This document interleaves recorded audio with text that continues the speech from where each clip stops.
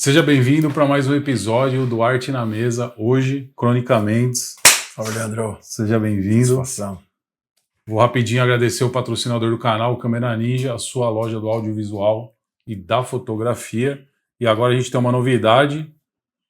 VCM Social, Vá com Música, está apoiando o podcast. Mandou para você de presente a paletinha. Obrigado. Duas, inclusive. Muito obrigado, muito obrigado. Aí, Bruneira, tá chegando, hein? VCM. VCM Social agora apoia o podcast. Legal, legal, da hora. Bem, Gosto muito. Solta a voz, Crônica Mendes, 25 anos de carreira. 25 anos de carreira, Leandro. Baiano de Candiba. Candiba, Lá do sertão da Bahia, cara. diretamente do Taboão da Serra, parte na mesa. É isso.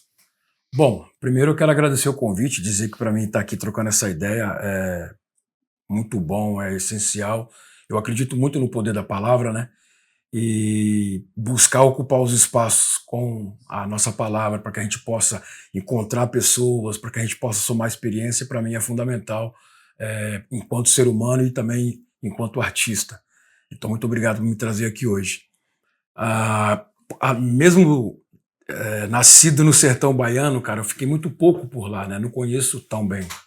Então, eu me cresci no interior de São Paulo, no Jardim São Jorge, na cidade de Hortolândia, na região ali metropolitana de Campinas, e me encontrei com a arte por volta de 88, 89, né?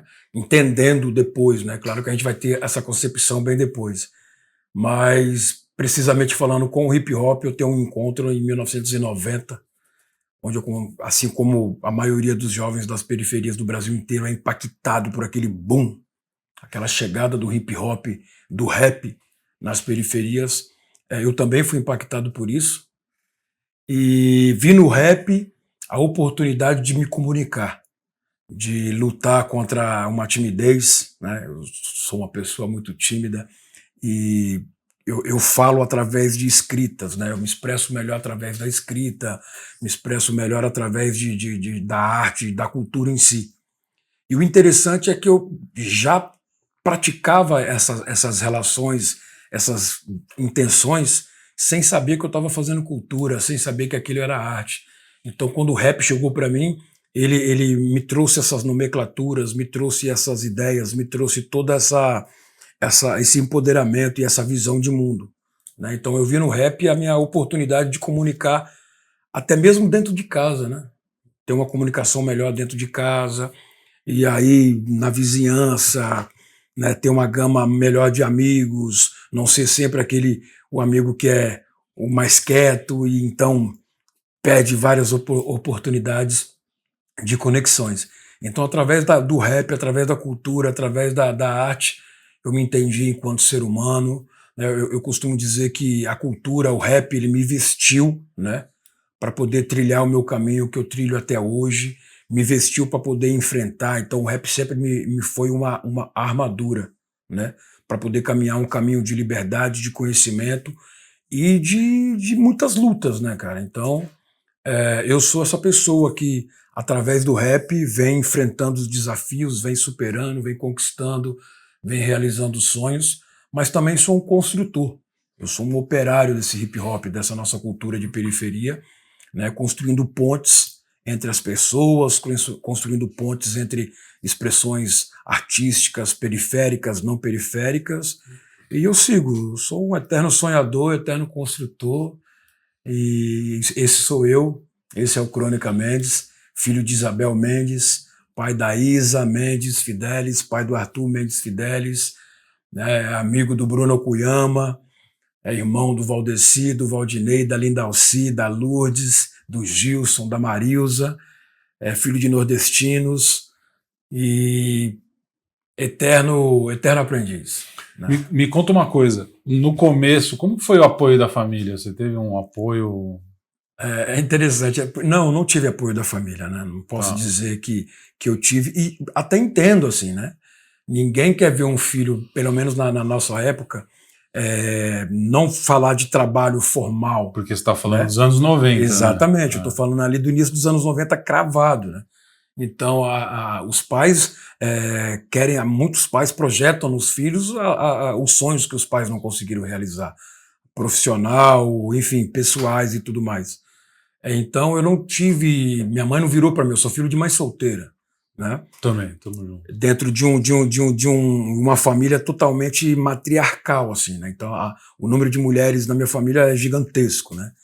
Então, a gente sempre teve minha mãe sempre quis, tanto para mim quanto para os meus irmãos e irmãs, que a gente pudesse se formar, pudesse ter um emprego que garantisse um futuro. O tradicional, né? O tradicional, é aquela ideia, né? Você precisa estudar, se formar para ter um emprego, para ter dinheiro e construir o seu futuro. Sim. Era essa a ideia. E você não manifestar essa vontade, né, com os pais era algo bem frustrante. Então, eu não tive apoio de ninguém da minha família, ninguém mesmo.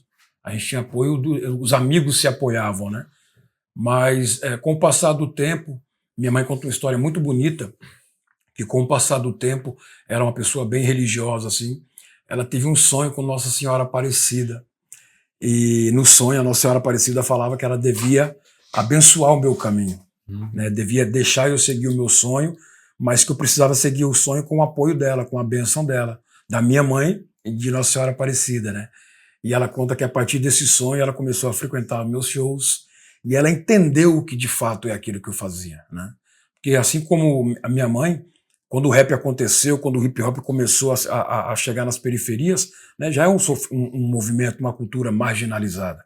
Sofreu muito preconceito, sofre até hoje, e não condeno minha mãe, por exemplo, por ter o preconceito que tinha com o hip hop na época. Sim. Era um preconceito baseado em não entender, não conhecer. Não era um preconceito enraizado. E a partir do momento que ela conheceu e entendeu, ela se desprendeu desse preconceito e hoje ela entende muito bem não só o trabalho do filho dela, mas entende a importância do trabalho que eu faço e das outras pessoas que fazem o trabalho que eu faço também através da cultura hip hop. Sensacional, sensacional. Eu perguntei porque anos 90 eu tava ali, você fotógrafo de skate. Que futuro vai ter Que isso? então. Mas muito louco. É interessante isso, né? Você, vamos falar ali, quando que você deu por si assim, falou, mano, eu vou seguir isso?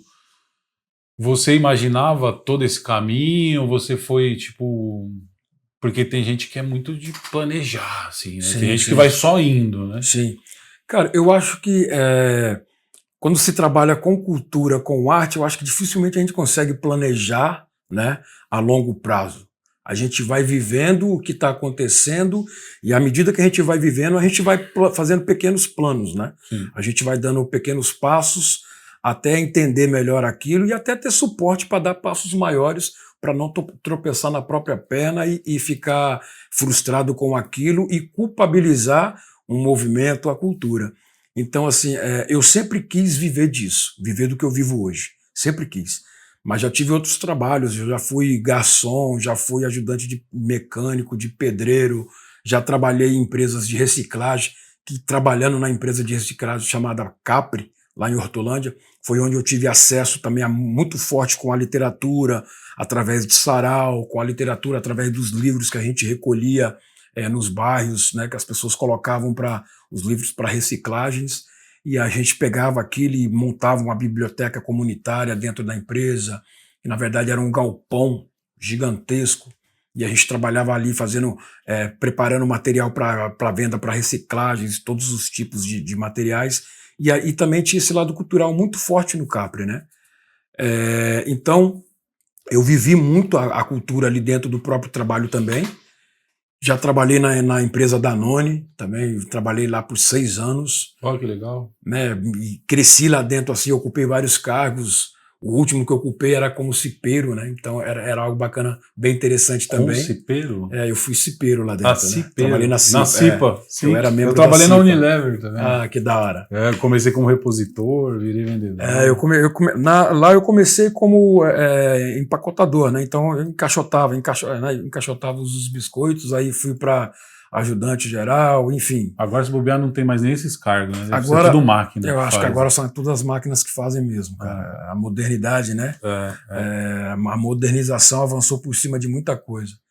Então, até eu conseguir me tornar profissional no que eu faço hoje, cara, foram longos anos assim, né? E eu devo o meu profissionalismo ativamente, eu devo ele muito a duas pessoas que alimentaram esse profissionalismo, me ensinaram esse caminho, né? De não viver só apenas sonhando, mas buscar realizar e realizar com estrutura, com firmeza, com base, né? Que são duas pessoas muito importantes na minha trajetória, que primeiro que é o Gog, né? Que é o poeta do rap nacional, aí um dos grandes pilares do rap nacional. No período que ele mudou para Hortolândia, ele foi um cara muito importante na minha história. Eu já acompanhava o trabalho dele, sempre escutei as músicas do Gog. E quando o Gog me chamou para fazer parte do grupo dele, ativamente, eu comecei como hold, né? Ali, de apoio do DJ. E aí fui crescendo. Quando eu fui ver, eu estava recebendo um convite para ser um dos MCs, um dos rappers do grupo Gog, numa nova formação. E também devo muito a Nina Fidelis, que é a mãe dos meus filhos, que esses dois são duas figuras assim lendárias na minha história, que me ensinaram a importância de ser profissional dentro daquilo que eu faço. Não é porque é cultura, não é porque é hip hop, não é porque é periferia que a gente pode fazer de qualquer jeito, fazer tudo mambembe ali. Tem que ter um foco, tem que ter um propósito, não pode ser só para mim, tem que ser coletivo. Então o Gog e a Nina foram pessoas que me ensinaram essa visão, ampliaram a minha visão para esse lado. Então, a partir daí, eu comecei a entender a importância. Se eu quero viver da minha cultura, eu preciso me profissionalizar, eu preciso buscar respeitar, primeiramente, o meu trabalho, e para que outras pessoas possam respeitar e se identificar e buscar esse caminho também, né? Sim. Então, a partir daí, eu comecei, então, a me organizar, a planejar meus passos, meus investimentos, aquilo que eu queria fazer. Sensacional. Cara, vamos cair para uma parada mais intimista, assim.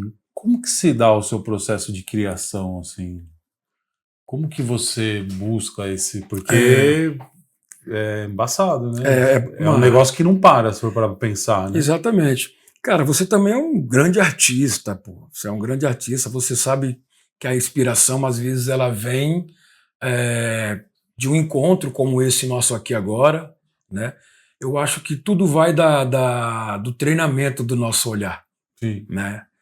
Você é um grande fotógrafo, então você eterniza momentos. Sim. Eu narro esses momentos. Você né? narra. Então é o encontro da música com a fotografia. Então eu acho esse encontro bem legal. Então, desde vivências que a gente vai adquirindo no dia a dia, como também leitura, né? Eu gosto de ler bastante, então livros me inspiram. O que você mais gosta de ler? Assim? Cara, eu gosto de ler bastante biografias. Biografias. Biografias eu gosto bastante, né? Eu gosto também. Eu acho, principalmente assim, do universo da música. Então eu já li de Raul Seixas, a Elvis, Tim Maia, a Beatles, a John Lennon, a Luiz Gonzaga, a Nelson Triunfo, a Tupac, Notorious Big. Então, né, e vai para o Malcolm X. Né? Então, assim, biografias é algo que me interessa bastante, mas também gosto desses livros de reflexões, né? Eu não vou dizer livro de autoajuda, porque às vezes nesse caminho todo a gente confunde um pouco alguns livros de reflexões, alguns livros de visões de mundo com livros de autoajuda, né? Então acho que tem que ter ali um certo equilíbrio para você poder diferenciar, porque às vezes quando a gente fala que gosta de ler livro de autoajuda parece que a gente está passando por um problema gigantesco e está buscando ali, não tem nada a ver, né, cara? Eu acho que a inspiração ela pode vir do sofrimento também, Sim. Né? E da alegria também. Então eu não tenho um método de compor. Eu tenho um método de lapidar, né? Então às vezes nem sempre vem já pronto, né? Às vezes vem aquele projeto bruto e aí eu vou lapidando aos poucos. E aí para lapidar é a madrugada, né? A madrugada ela sempre me convida a lapidar os trabalhos, então é quando está tudo muito mais quieto. Sim. E aí eu consigo fazer as minhas pesquisas, né, de campo, então estou ali na internet ali mais tranquilo, pesquisando as coisas, lendo algumas coisas também. E, eu já sonhei com músicas, por exemplo. Já tive sonhos com músicas, com pedaços de músicas e acordei reproduzindo aquilo. E antigamente eu escrevia, hoje eu acordo, aí para não acender a luz de perder o sono, eu cato o celular ali, gravo no áudio. Tem um grupo de WhatsApp comigo mesmo para poder mandar esses próprios áudios. Sim. Então, às vezes, conversando com os meus filhos, eu já compus música com os meus filhos, né? Tem uma música minha chamada Ela é Castelo de Madeira, Eu Sou Brinquedo Assassino. O refrão dessa música e o início dessa música, assim, a inspiração dela, a gênese dessa música veio eu brincando com o meu filho de batalha de rima. E aí eu vi que ali a gente tinha feito uma melodia interessante, né? Então, meu filho já me deu essa inspiração, com a minha filha e com o meu filho também, eles me deram uma ideia muito bacana e eu compus uma música linda com Jarbas Marins, que é um dos grandes nomes da música popular brasileira, né?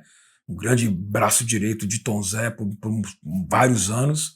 E eu compus uma música com o Jarbas, baseado numa música que meus filhos me deram, que se chama Onde as Ruas Terminam. Né?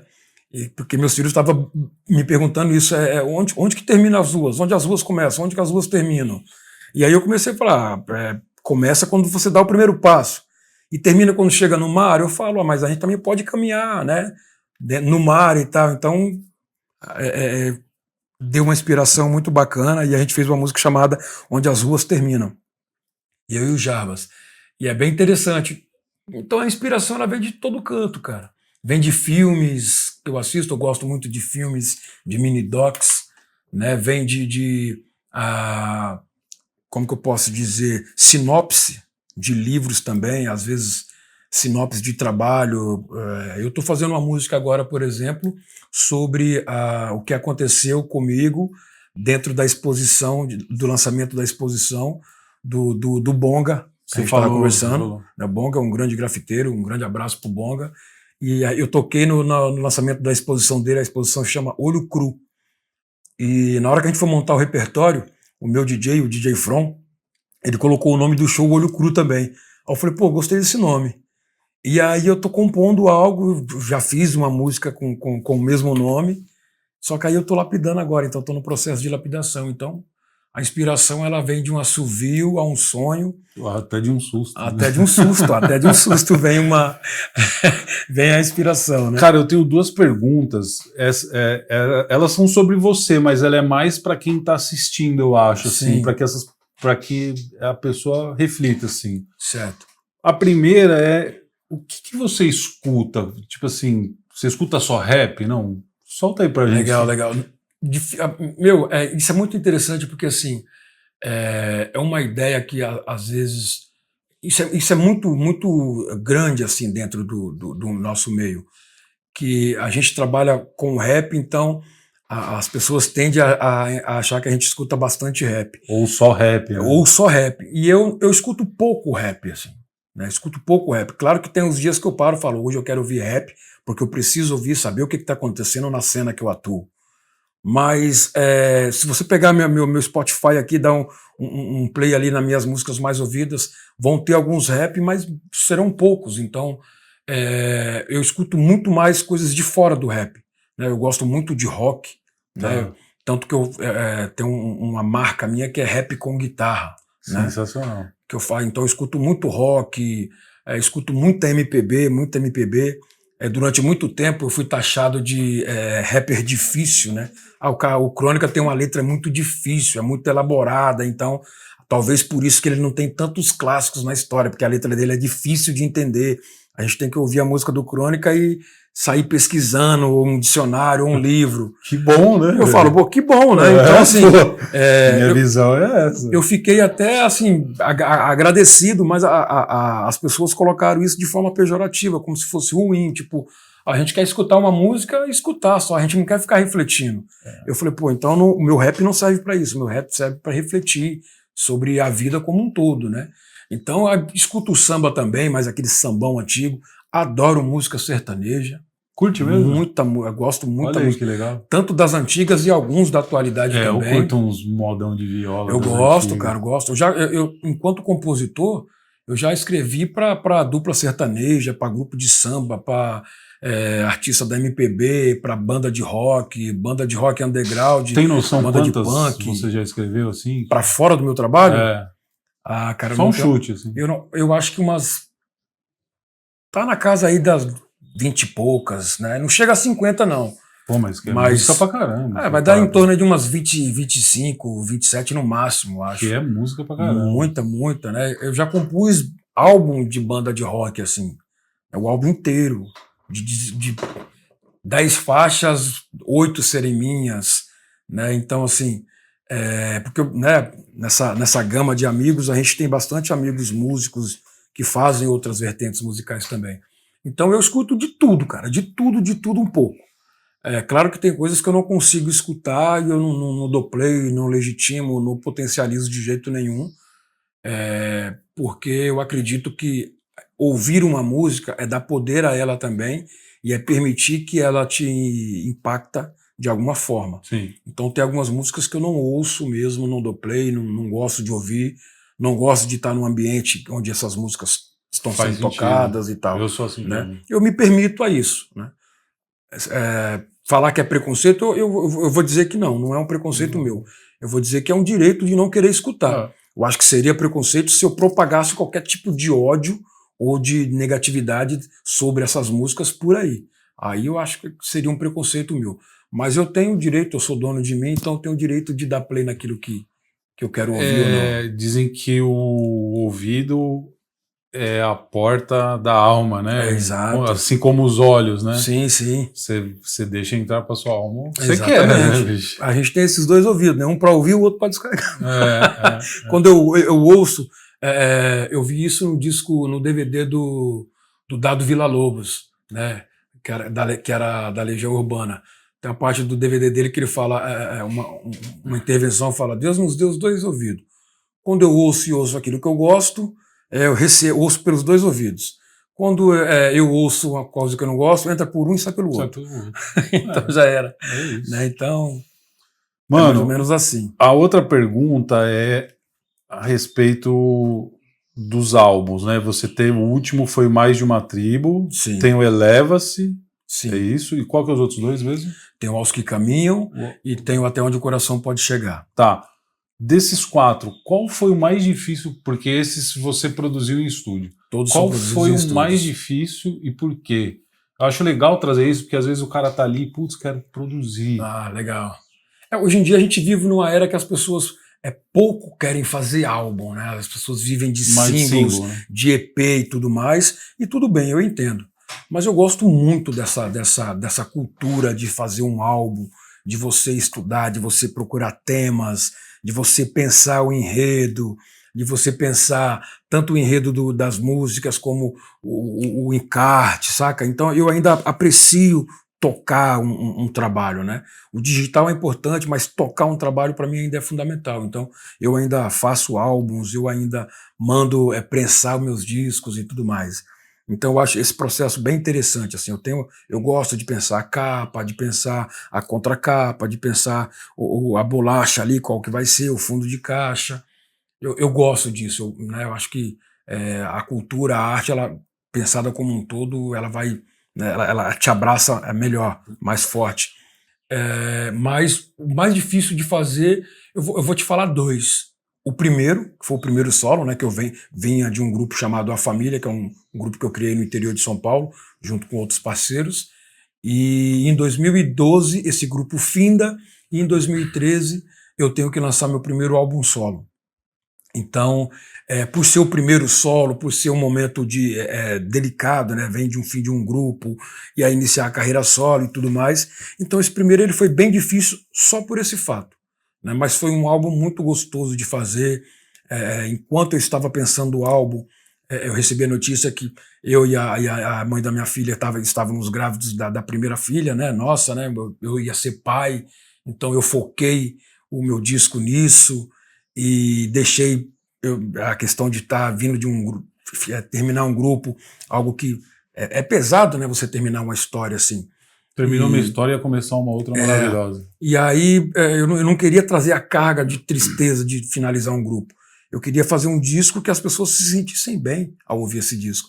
Então eu foquei na gestão, né? De estar ali na gestação, de estar me tornando pai pela primeira vez, da minha filha Isa, e compus o disco seguindo aquela ideia. E fiz o carro-chefe do disco, que é uma música que se chama Avisa Lá, né? Que é uma música que ela começa com o batimento cardíaco da minha filha. E dentro do nome do Avisa Lá tem o Isa, que é o nome dela. Que estágio. Então, eu fui focando isso. Então, foi Você gravou lá no ecocardiograma? Exatamente. Gravou mesmo? Porque nessa época eu fazia toda vez que eu ia no pré-natal, no pré-natal, a gente gravava o DVD para ficar vendo, né? Sim. Então aí tinha o som. Aí eu levei pro estúdio, aí o Rafa colocou, emendou, fez. Mano, foi bem bacana. Sensacional. Aí, então ele foi difícil por conta disso, por ser o primeiro disco solo, então já chega carregado de uma pressão, tanto minha quanto do público. Sim. E tudo mais. E depois dele foi o Eleve-se, tá. Né, que é o meu terceiro disco, que foi muito difícil fazer porque ele nasceu dentro da pandemia, né? Ele era um disco que ele tinha um outro título, um outro contexto, mas aí era um título pesado, um contexto muito pesado para ser lançado dentro de uma pandemia. Eu não esperava, ninguém esperava uma pandemia. Né? E quando a pandemia veio, eu tive que voltar para o estúdio, mudar todo o conceito, a concepção do disco, e aí nasceu o Eleve-se, né, que foi um disco também muito importante para mim, porque a gente colheu depoimentos muito fortes do disco, assim, sabe? Ele é um disco que ele foi lançado para ajudar você a suportar o período da pandemia. Então ele o Eleve-se, ele é uma mão estendida como ajuda, mas é uma mão estendida pedindo ajuda também. Porque a pandemia foi para todos nós, né? E que, na verdade, assim, fazendo um paralelo, esse período de quarentena, ele pode existir a qualquer momento. A qualquer momento. A pessoa pode estar em quarentena sozinha ali. Exatamente. Que a gente estava falando das paradas psicológicas e tal. Exato. Não é uma pandemia que... Nem todo mundo é isolado por pandemias, né? Às vezes a gente isola por outras questões dentro do nosso universo, emocionais. Então, o Eleve-se, ele foi um disco que ele para caminhar ao nosso lado, né? E eu colhi depoimentos incríveis, assim, de pessoas que falam que o Eleve-se é um disco que é contra o suicídio, né? Que faz essa luta, né? de trazer uma mensagem para que as pessoas se sintam bem e não trilhem esse caminho. Eu recebi depoimentos, cara, e eu posso falar disso porque quando eu recebi, eu perguntei se eu poderia, né, compartilhar essa história de pessoas que estavam diante da cena de tentar o suicídio, já com aquele monte de remédio em mãos, e falou que antes de tomar queria ouvir uma última música, e colocou, e aí escutou uma música do disco do Eleve-se e desistiu.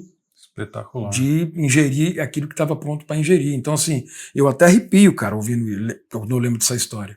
Então, o Eleve-se foi um disco muito difícil por conta disso. Ele foi lançado dentro da pandemia e eu me vi na missão de colocar um disco na rua que pudesse ajudar as pessoas, mas que esse disco também me ajudasse. Então, ele foi nesse processo e ele cumpriu a missão muito bem. Putz, sensacional. Fiquei de cara agora. Ele é...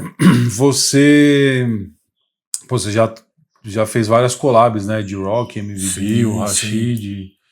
Como que é esse... Também ainda soltando pra galera, assim, pro ouvinte aí, pra quem tá assistindo, a gente também tem Spotify, tem Amazon Music e por aí vai. A gente tá em todas as plataformas. Isso é muito bom. Como que é esse processo de collab? Você ainda faz? Para o cara que está começando é bom fazer? Como que é? Isso é bom para a carreira? Cara, eu gosto muito de collab, assim, eu faço bastante collab, já fiz mais até. Hoje em dia, por questões contratuais, eu tenho um número X de collabs que eu posso estar fazendo direto, né, o collab direto, e tem um número X de feats, né? Tem uma coisa diferencia da outra e tal. O collab, quando ele é lançado, por exemplo, ele é lançado oficialmente na minha plataforma e na plataforma do outro artista. O feat não, o feat é lançado só na plataforma do outro artista e a gente entra ali como participação mesmo. Eu já fiz collab com esses nomes que você citou, o Rashid foi o primeiro collab que eu fiz, assim. Ele tá no meu primeiro disco. E foi muito legal fazer o collab com o Rashid. O Rashid foi um cara, assim, muito importante na minha história também, sabe? É um aprendizado, né? Um aprendizado e tal. E foi bacana porque eu tenho fotos dos meus shows mais antigos, né? Porque eu também trabalho muito na área de batalha de rima, né? Então eu tenho um projeto, eu também organizo eventos, promovo eventos também, tanto sociais, abertos, como também eventos privados e tal, particular e tal. Então, eu tinha um projeto chamado Origens Hip Hop. É um projeto que eu tinha com a Nina Fidelis e com o Leandro Ticano. Tá. E nessas edições a gente levou Mano Brown, levou Ed Rock, levou A Família na época, levamos Cris SNJ, levamos Realidade Cruel, levamos vários nomes do rap nacional. E na época que a gente levou um projeto do Ed Rock, que era o projeto do Ed Rock com A Família e tudo mais, chamado A Gangue, a gente levou, foi no... Eu não vou lembrar o nome, eu só sei que foi ali na Augusta. Né? É uma casa de show ali bem famosa da mãe do Branco Melo, do Titãs. Tá. A casa lá é dela. E a gente fez esse evento lá, esse projeto, e aí a gente depois, vendo as fotos e tudo mais, aí tem uma foto da minha apresentação, que eu tô cantando a música Brinquedo Assassino, e aí os 2 primeiros da fila, assim, assistindo a minha apresentação, é o Rashid e o Projota. Eles novão, assim, saca? E aí tem foto deles na fila para entrar também. Só que eles ainda não tinham explodido assim da forma que eles explodiram. Sim. Então é bacana. Eu olhei aquela foto e falei, caramba, o Rashid me acompanha já tem um bom tempo, o Projota também me acompanha há um bom tempo. Pô, seria bacana fazer uma música com esses caras. Aí chamei o Rashid, ele aceitou de imediato. E aí ele veio e fez parte do meu primeiro disco. Pô, ele tem todo o espaço dele já consagrado também. Eu fiquei feliz de fazer essa junção, de unir a minha geração do rap com a geração do Rashid, e a gente poder ter essa junção aceita pelas 2 gerações. E depois fiz collabs com o Ed Rock também, já tinha feito collab com o Ed Rock na época da Família, né? E a gente, depois, no meu segundo disco, eu fiz uma collab com o MV Bill, também para mim foi sensacional, assim, fazer essa conexão SP-RJ e a conexão vinda de SP do interior de São Paulo, não da capital, né? Sim. Então para mim também foi bem legal. Depois eu fiz também collabs com o Fernando Anitelli, do Teatro Mágico, que não tem nada a ver com rap, né? O Fernando Anitelli está no meu primeiro disco e está no meu terceiro disco também, ele está no Eleve-se. Fiz collab com o Jabas Maris, né? Aí já na questão de single. Então, a maioria dos meus collabs é pra fora do rap, cara. Pra Isso fora do que é rap, muito né? louco. Fiz collab com a Lady M's, da Espanha. Também foi uma música muito legal, que eu fiz 2 músicas pro disco dela, e foi bem legal também. Fiz collab com a Atitude Feminina, que é um dos maiores grupos de rap feminino do Brasil. Né? Elas são do DF, mas Atitude Feminina assim, é um dos grupos mais consagrados da história do rap nacional e, né, uma das grandes lideranças do rap feminino. Cara, e outros aí que eu não vou lembrar agora para você, mas eu acho bem bacana a gente fazer collabs, eu acho que nesse quesito de somar experiência, sabe? Sim. E também já fiz collabs com grupos que estão começando, grupos mais novos, né? Manifesto, lá de Santa Catarina, Janaína Jasconde também, na época do grupo de Santa Catarina também, hoje ela está em São Paulo. Já fiz collab com Igor Nunes, que é um collab atual que a gente fez agora numa música chamada Perceba, com um clipe interessantíssimo, né? Já fiz collab desde de quem está começando no rap com os consagrados, e já fiz collab desde quem está começando na MPB com consagrados também. Então, sensacional. Eu acho bacana quando tem essa troca e essa soma de experiência. Mas também já tive collabs frustrantes, assim, da gente fazer e o artista não divulgar, e já tem collabs feats que foram gravados e até hoje não foram lançados. Tem então, isso, cara. Tem bastante. Eu fiz uma collab agora que deu um BO. Né? Então, aí você tem que pesar os prós e os contras. Isso acontece bastante. Assim. Vivência, né? São vivências. Você vai pegando essas experiências, mas eu acho bacana, eu acho interessante. Esse ano mesmo, agora aqui, eu quero fazer bastante collab, bastante feat, ó. Me chamem, fica o salve. Cai pra dentro. Né? É isso. Meu mano, me fala uma coisa, dá licença aqui. Galos é a sua produtora? É a minha produtora. Tem a ver com os projetos sociais? Ou os projetos sociais é outro braço? Não, na verdade, ela até tem, né? Hoje... Fala mais aí pra gente. Hoje um pouco menos. A Galos nasceu dentro de uma necessidade de se organizar enquanto coletivo, de se organizar enquanto profissionais da cultura, né, fazedores de cultura, mas que a gente pudesse ter uma base sólida, desde o quesito documentação ao quesito de divulgação, de buscar entender de leis de incentivo à cultura, construir projetos, conhecer, trocar experiências com outros estados, com outros coletivos e tudo mais.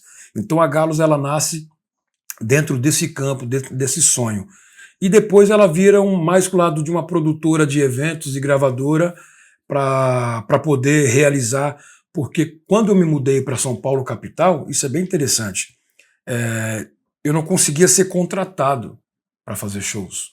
Então, assim, os organizadores de eventos não me contratavam em São Paulo, as casas de shows não me contratavam em São Paulo, eu fazia show no interior de São Paulo inteiro, fazia show em Brasília, em Minas, Rio de Janeiro, em outros estados, Paraná, né?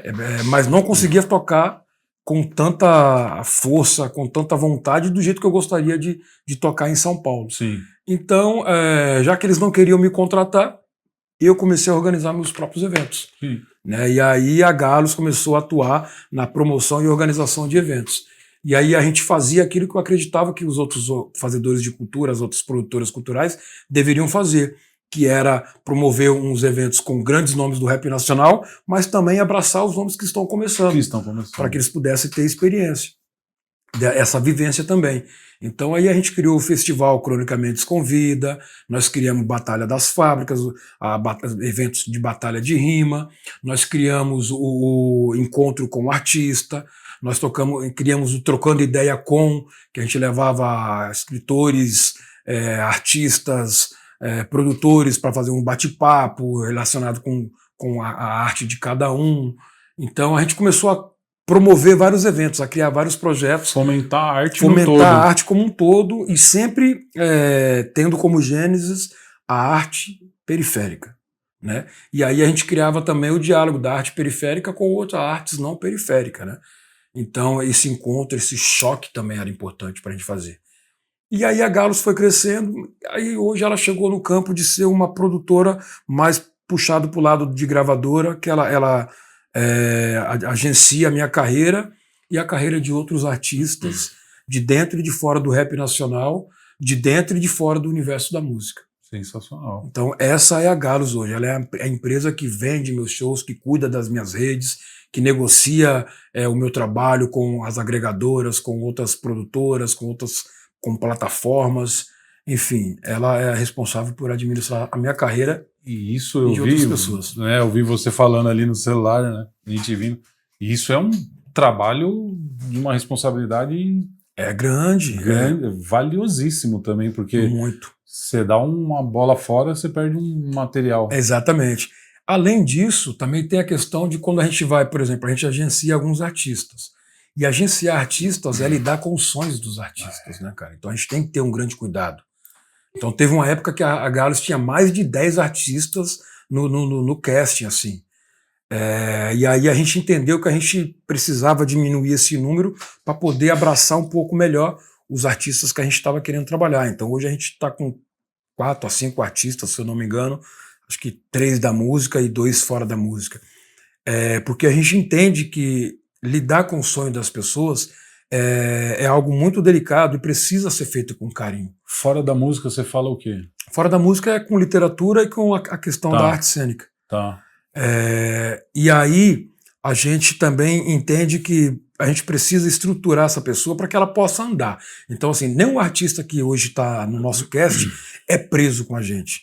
Né? Se a gente conseguir ter a oportunidade de colocar esse artista em outra produtora, em outra gravadora, que ele consiga alavancar um próximo passo na carreira dele, a gente também faz abre isso. A porta para mais um entrar. Exatamente. É isso que a gente vai fazendo. É bem legal que as pessoas procuram bastante a gente buscando orientação, né? No caminho para cá mesmo, eu estava trocando ideia com um artista que ele estava querendo entender como é que está funcionando agora esse processo com as agregadoras, as distribuidoras das músicas nas plataformas digital, porque agora tem um número X que as gravadoras pedem para poder divulgar melhor o seu trabalho. Agora a questão dos direitos autorais relacionados aos samples e a intervenções está pesando mais. Então ele estava me pedindo orientação para isso, porque ele também está montando uma produtora. Sim. E quer ter essa informação. Então a gente troca bastante informação com outras gravadoras, com outras produtoras, para que a gente possa ter, né, cada vez mais outras galos por aí, né, que também tem essa visão de abraçar artistas pequenos, não só visar os artistas grandes. Hoje em dia... Visão dourada. Desculpa te cortar, Alex. Hoje em dia, a maioria das produtoras, das gravadoras, elas não querem fomentar, não querem fazer um artista acontecer. Elas querem pegar um artista que já tem um número X na internet e aí ela investe pouco. E esse artista bomba um pouco mais, né? Então, hoje tudo gira em torno de números, né? Pouco se fala de sentimento. Então, a Galos ela ainda carrega um pouco de sentimento e respeito pelo artista.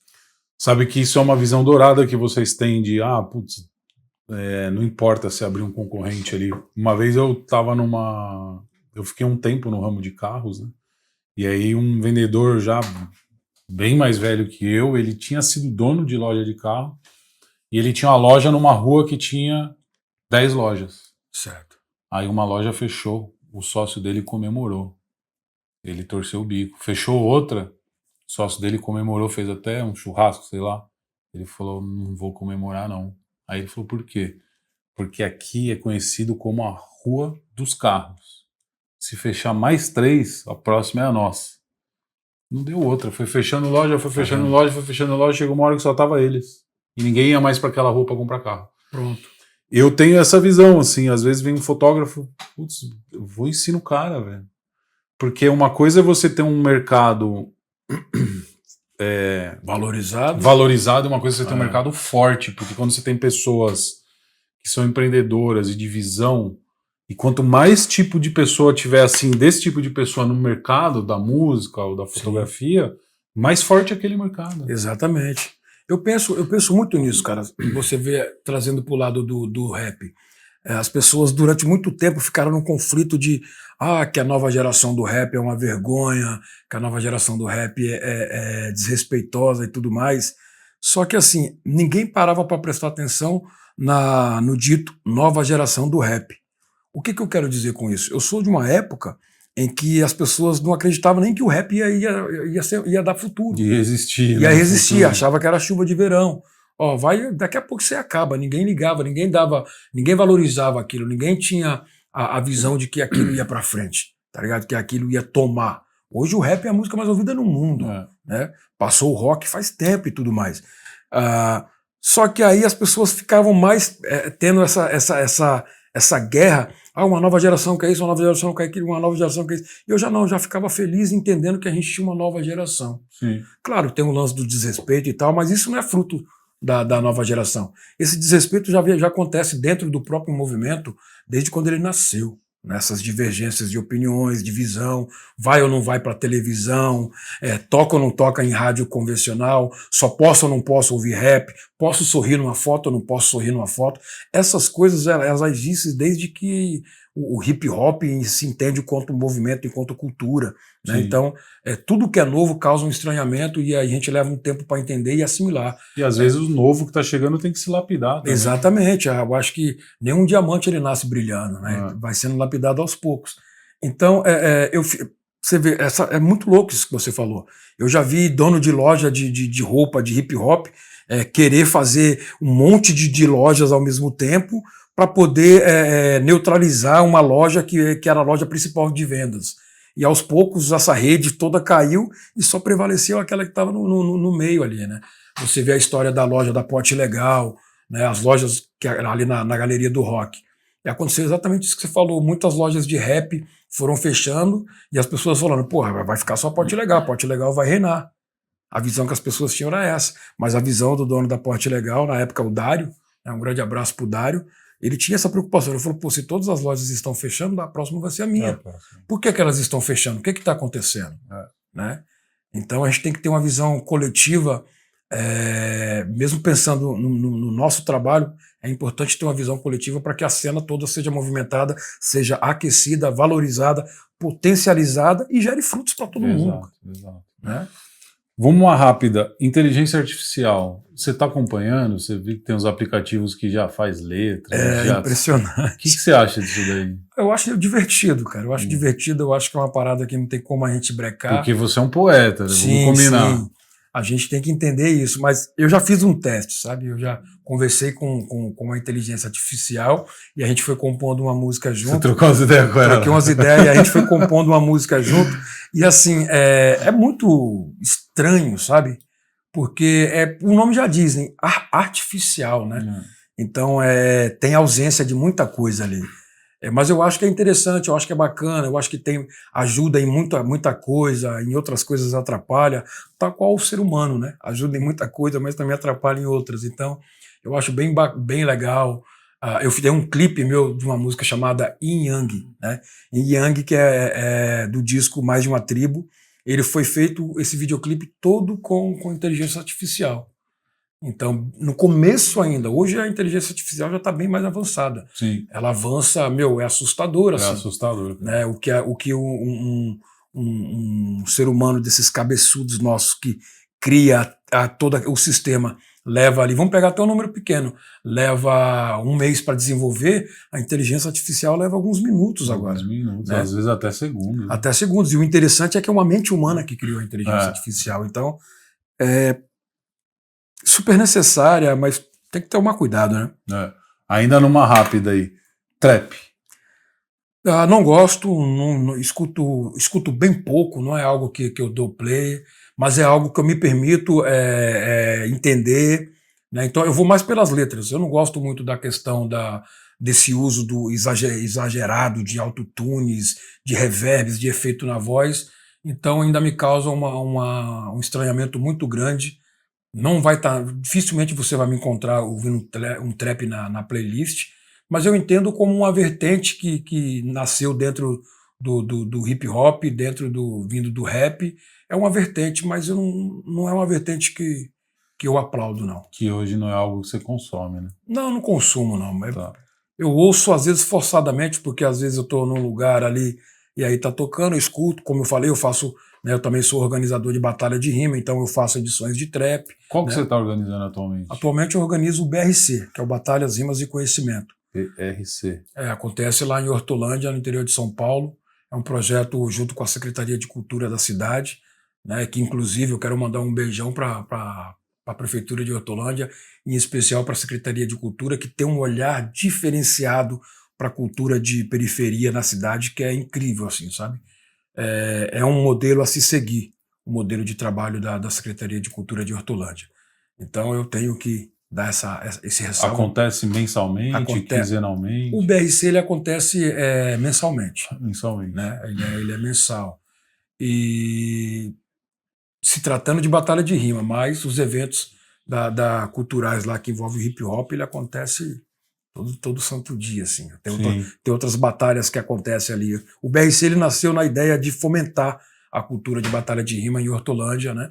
Para que na região pudesse acontecer outras batalhas, e ele tem cumprido essa missão e tem sido bem interessante. Então, eu não posso ter esse tipo de preconceito de não vai ter trap. Né? Eu digo no meu particular, você não vai me ver ouvindo trap, mas eu faço edição de batalha de rima com trap, tenho amigos artistas que trabalham com trap. Dentro da minha gravadora tem artista de trap. Sim. Né? Então, assim, eu consigo... É um produto, né? Exatamente, eu consigo ter esse discernimento. Não é porque eu não gosto que eu não vou valorizar. Não vamos ser hipócritas, não é um produto. Não posso, exatamente. Toda música é um produto. Exato. Né? A gente tá aí para comercializar, para vender, para compartilhar ela. Então, é um artista que faz. E tá na minha gravadora, então eu valorizo, eu respeito o trabalho que ele faz, mas no meu particular não é algo que não vai estar na sua playlist. É que eu não gosto da maioria das temáticas, né? Tá. Dos temas, das coisas abordadas. É igual a maioria alguns funks que tem. Sim. Eu gosto do funk, né? Porra, escutei funk durante a minha adolescência, a minha infância, escutei muito funk da época do rap Brasil, mas era funk carioca. Então, hoje em dia, então, para mim, tanto no samba, no rap também, quanto em outras vertentes musicais, dependendo do conteúdo, eu nem dou play. Sim, sim. Eu não podia deixar de fazer essa pergunta que eu vou fazer agora, né? Vou aproveitar que você está aqui. Qual que é a sua visão pro futuro do rap e do hip hop, né? Eu acho que é... Não posso deixar de fazer uma pergunta dessa. Sim. Não, é uma pergunta muito boa, mas porque assim, É muito louco, cara, a gente vê, como eu falei, né? Ninguém esperava que íamos chegar até aqui, né? Ninguém imaginava que o rap ia movimentar o PIB de um estado, de uma cidade enquanto São Paulo, né? Ninguém imaginava que o rap ia ser a música mais ouvida no planeta, mano.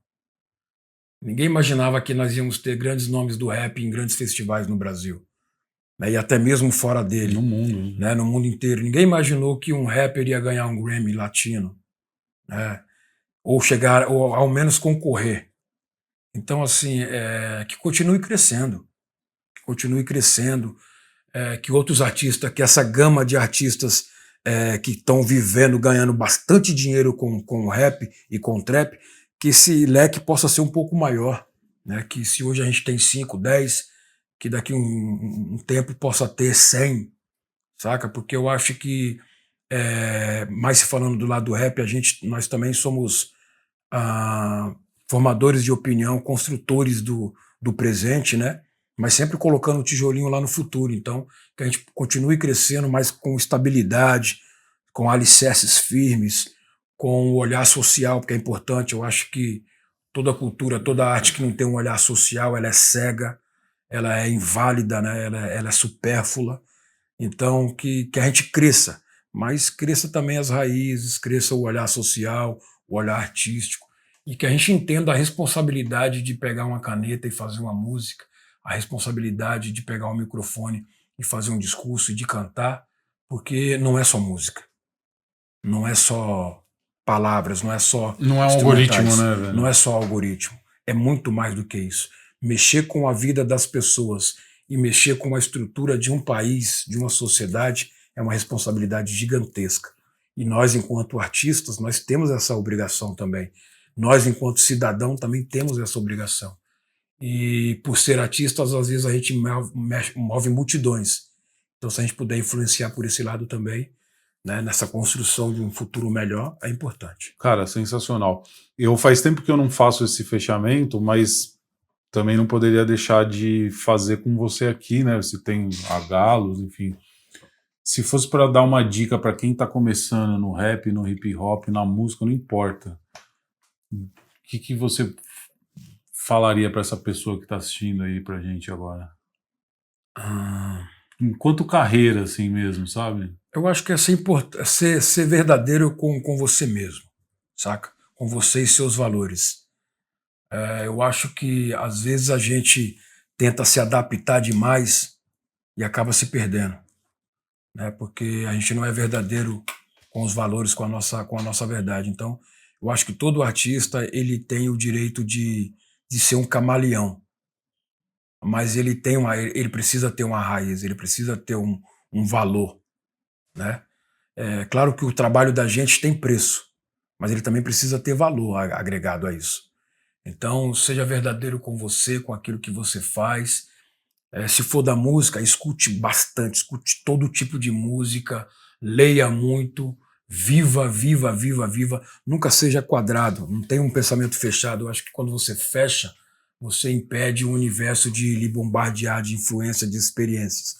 Então, tenha sua mente aberta, e entenda que você não sabe de tudo, você não se conhece por completo, né? O seu eu ainda tem muito a lhe ensinar também, e se permita encontrar, mano. Encontros, tenha bastante encontros. Seja profissional e verdadeiro com aquilo que você for fazer. Sensacional. Mano, Tamo satisfação junto. imensa. Toda minha, mano. Gratidão. Toda minha, tamo junto. Pra você que ficou aí até agora, eu tô até arrepiado aí que o cara falou agora. É Tchau. nóis. Até a próxima. Deixa o like. Beijo no coração, tamo junto.